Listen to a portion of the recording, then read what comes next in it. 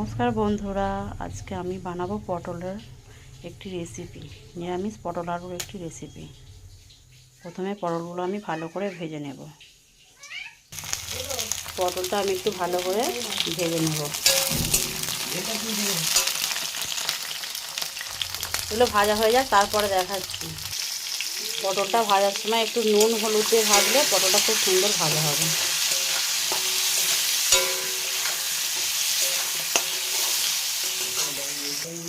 এই যে পটলটা লাল লাল করে ভাজা হয়ে গেছে, এটা আমি এবার নামিয়ে নেব। আমি এবার আলুগুলো একটু ভেজে নেব।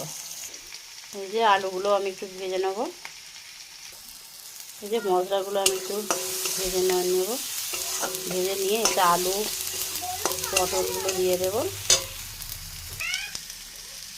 আলু আর পটল ভাজাগুলো যেগুলো ছিল সেগুলো দিয়ে দিলাম। সব মশলাতে লঙ্কা গুঁড়ো